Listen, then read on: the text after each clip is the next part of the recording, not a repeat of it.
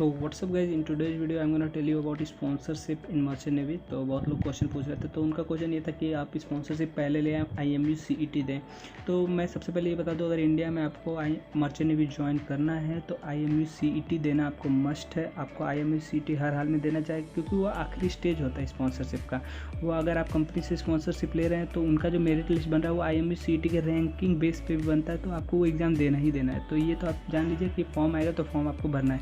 अब सबसे पहले ये बता दें स्पॉन्सरशिप होता क्या है। तो स्पॉन्सरशिप जैसे फर्स्ट लाइन में लिखा है गारंटी ऑफ प्रोवाइडिंग जॉब है। तो आपको सबसे पहले ये बता दें, इंडिया में हर सेक्टर में जॉब कम है। आप कोर्स कर लेते हैं, उसके बाद जॉब नहीं मिलती है, आप बैठे रह जाते हैं, फिर आपको छोटा मोटा जॉब ढूंढना पड़ जाता है।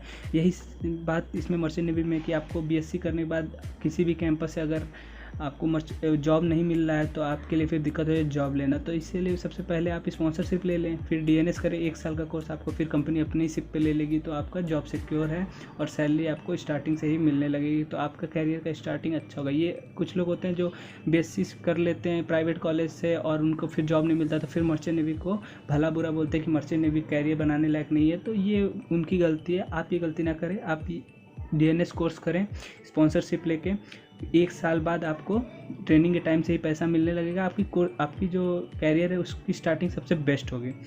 तो ये किस कोर्स के लिए ज़रूरी है? तो DNS कोर्स के लिए इसको मेनली बोला जाता है, क्योंकि DNS का कोर्स 1 साल का होता है, उसके बाद आपका ट्रेनिंग होता है, वो कंपनी देती है। तो अगर आपको DNS अगर कंपनी के इंस्टीट्यूट से ही कर लेते हैं तो कंपनी अपने ही सिप पे ले लेगा और आप वहाँ पे ट्रेनिंग भी कंप्लीट कर लेंगे और फिर आपको BSc की सर्टिफिकेट भी मिल जाती है। अगर आप IMU के कॉलेज से BSc कर रहे हैं या BTech कर रहे हैं तो फिर आपको लास्ट में इंटर्नशिप कंपनी के जो जॉब आते हैं आपको लेने, उनके एग्ज़ाम क्वालिफाई करना पड़ेगा, इंटरव्यू क्वालिफाई करना पड़ेगा, तब आपको वो जॉब देगा। लेकिन इसमें वो कुछ नहीं है, आपको पहले इंटरव्यू हो जाता है, आपका रिटन टेस्ट हो जाता है, फिर आप 1 साल कोर्स करते हैं, फिर 1 साल कोर्स के बाद आपका गारंटीड, क्योंकि उनका प्लेसमेंट ही 100% होता है और वो बच्चों को ऐसे बच्चों को नहीं लेते हैं, वो इंटरव्यू में सबसे बेस्ट बच्चों को सेलेक्ट करते हैं।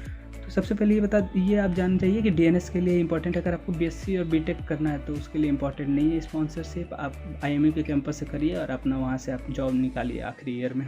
तो सबसे पहले इसका सिलेक्शन प्रोसेस है आपका डेक कैडेट का। जो DNS का कोर्स होता है कंपनी का, वो सबका इसका सिलेक्शन प्रोसेस सेम होता है। सबसे पहले आपका रिटन टेस्ट, फिर इंटरव्यू, फिर मेडिकल टेस्ट, फिर IMU CET आपका देना होता है। और ये कन्फर्म है कि IMU CET आपको देना ही देना है। और आपको जब ये चारों दे देंगे तो इसके स्कोर के बेसिस पे आपका एक मेरिट लिस्ट बनता है, उनके वेबसाइट पे आ जाएगा, वहाँ से आप अपना नाम देख लेंगे तो फिर वो आपको लेटर भी भेज देते हैं स्पॉन्सरशिप। आप स्पॉन्सरशिप लेटर से आप बैंक से लोन भी अवेल कर सकते हैं।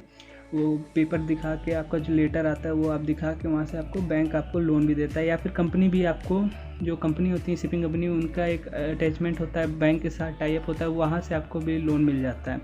तो एलिजिबिलिटी क्राइटेरिया आप स्पॉन्सरशिप देख ले तो PCM परसेंटेज कुछ का 60% पे है, कुछ का 65% पे है, कुछ का 70% है। सबसे पहले अगर मैं ये बता दूं, कुछ लोग पूछ रहे थे कि जो 60% से कम वाले हैं वो क्या करें। तो 60% से कम वाले PCM परसेंटेज वाले के लिए वीडियो एक अलग बनाना पड़ेगा, क्योंकि ये सबसे इंपॉर्टेंट टॉपिक है। तो इसमें हम बता दें PCM परसेंटेज कैसे नापते हैं। PCM परसेंटेज आपका तीनों को ऐड करके जब आप 3 से डिवाइड करेंगे, अगर वो 60 या 60 से ऊपर है तब आप एलिजिबल हैं, 60 से कम है तो आप इनएलिजिबल है। जैसे आपका एक में 58 है, एक में 60 है, एक में 62 है, अगर तीनों को ऐड करेंगे तो आपका 60 आएगा, तो आप एलिजिबल हैं। आपको PCM परसेंटेज मांगता है, P+C+M/3। तो ऐसे आपका होता है। और इंग्लिश में आपका 50% 60% पे हो जाता है, किसी में 55, किसी में 60, किसी में 50% है। और मेडिकली फिट होना चाहिए और IMU CET में आपका अच्छा रैंकिंग आना चाहिए। और जिसका मेन पॉइंट है, की पॉइंट है, तो आपका स्पॉन्सरशिप एग्ज़ाम होता है, वो मेनली कंपनी आपको DNS कोर्स के लिए करती हैं।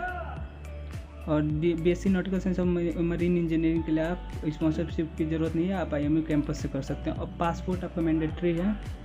जो आपका इंस्टीट्यूट होता है वो ज्वाइन करने से पहले आपको पासपोर्ट मैंडेटरी होता है। अगर आप IMU से करते हैं तो आप BSc और BTech के जो 3rd ईयर लास्ट ईयर में आप करा सकते हैं अपना पासपोर्ट, लेकिन आपको अगर स्पॉन्सरशिप लेना है तो आपका पासपोर्ट मैंडेटरी है बिफोर ज्वाइनिंग द इंस्टीट्यूट। और फॉर्म सबमिट के टाइम आपका पासपोर्ट नहीं मांगता है, वो आपका इंस्टीट्यूट ज्वाइन करने से पहले पासपोर्ट मांगता है, जब आपका पूरा डॉक्यूमेंट वेरिफिकेशन होता है। तो बस इस वीडियो में इतना ही था। स्पॉन्सरशिप के बारे में बता रहा था, बहुत डाउट थी स्पॉन्सरशिप को लेकर लोगों में। तो आप स्पॉन्सरशिप अभी ले सकते हैं, बहुत सारी कंपनियों का खुल गया है, फॉर्म खुल गया है, लेकिन फॉर्म का आगे का जो प्रोसीजर है वो उन लोगों ने स्टैंड बाय पे लगा दिया, क्योंकि अभी लॉकडाउन है, उनका सेंटर बंद चल रहा है, ना आप एग्ज़ाम दे पाएंगे, ऑनलाइन एग्ज़ाम ना वो इंटरव्यू ले पाएंगे। और कुछ लोग का जो मतलब कुछ कंपनीज़ का जो है ऑनलाइन टेस्ट होता है तो वो अपना ऑनलाइन करा रही है, और कुछ का ऑफलाइन होता है, वो जब तक सेंटर नहीं खुलेगा तब तक नहीं कराएगी। तुलानी भी अपना अभी बंद रखा है, वो अभी फर्दर प्रोसीजर के लिए आपको मेल करते रहेगा। और TS रहमान भी अपना बंद रखा है, जब कंपनी आना स्टार्ट होंगी तो वहाँ पे आपका स्टार्ट हो जाएगा। एंग्लो का भी अपना वेबसाइट बंद रखा है, जो आपका सीट बुकिंग और वो सब है तो वो अपना बंद रखा है। ग्रेट ईस्टर्न अपना ऑनलाइन इंटरव्यू भी करा रहा है और अपना ऑनलाइन टेस्ट भी करा रहा है। और ऐसी सारी कंपनियां का भी स्टैंड बाई पे है, सब अगस्त के बाद ही खुलेंगे। और जो कोर्स जो 1 अगस्त को स्टार्ट होता है वो सितंबर मिड में खुलेंगे। मिड सितंबर में आपका खुल जाना चाहिए अगर सब सही रहा तो thank you for watching this video.